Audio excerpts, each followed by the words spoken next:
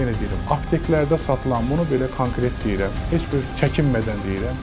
Kükürt mazları ki var, aptekdə satılır, mən onların effektini görürəm. Şəxsən onlardan bir effekt ala bilmirəm.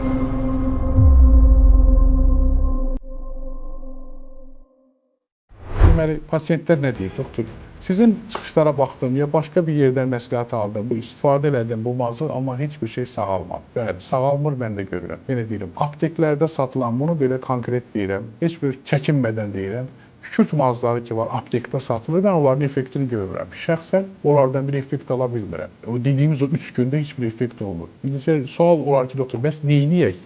Bu da bir cavabı çətindir. Məsələn, artıq mənim sınadığım apteklər var ki, bu şeyləri hazırlar əczaçıdır, bilir ki, işini keyfiyyətli bir məhsul alır. Ondan 33% kükürt məhsulunu düzəldir və mən ondan nəticə alıram. 10 xəstənin ən azı 9-u sağalır. Bəlkə də onu da sağalır. İndi ola bilər biri düzgün riayət eləmir, nəysə dediyimiz eləmir. Bu da önəmlidir. Keyfiyyətli məhsul olmalıdır istifadə etdiyimiz. Həkimin dediyi qaydada. Qaydanı deyirəm sizə. Bütün evdə olan paltar, pastel hamısı yuyulub təzələnməlidir. Artıq istifadə olunmuş nə bir yataq örtüyü qalmalıdır, nə paltar qalmalıdır. Hamısı yuyulmalıdır.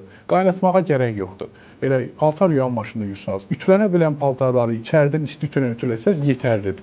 Hamı yuyundu, evi bir təmizlədiniz, ümumi bir əl gəzdirdiniz evə. Ondan sonra yuyunub təmizlənəndən sonra həmən məhsulu boğazdan aşağı, çünki ağza, gözə, buruna dəysə yandıra bilər. Bu bir turşudur. Bütün bədənə çəkilməlidir. Bədənin bir yeri qalmalı deyil və 5 gün bu proses olmalıdır. 5 gün yuyunmaq olmaz. 5 gün bu dərmanı üst-üstə çəkmək lazımdır. Yenə deyim, əgər aptekdən aldığımız çox keyfiyyətsizdir, amma məcburuq. Başqa yolumuz yoxdur. Heç olmasa bu qaydada eləyək. 5 gün üst-üstə vurulsun. 5 gündən sonra, yuyunandan sonra o paltarınızı, pastelinizi yenidən dəyişərsiniz, bir də dəyişərsiniz. Bu birinci şərtdir. İkinci, artıq mən bilirəm ki, mənə qotur xəstəliyi keçibdir, amma evdə 5 nəfərik. Məsələn, başqa o 4 nəfərdə qaşıntı əlaməti yoxdur. Və yaxud da ki, ikisində var, üçündə yoxdur. Məcbur eləmək lazımdır ki, ailənin bütün üzvləri eyni vaxt eləsin. Çünki, bax, bu praktiki tərəfi deyirəm. Bir nəfərdə qotur var idi, müalicə aldı, sağaldı. 15 gün sonra ailənin başqa üzvündə, babada, nənədə, kimdəsə, atada, anada qaşınma əlaməti üzə çıxdı.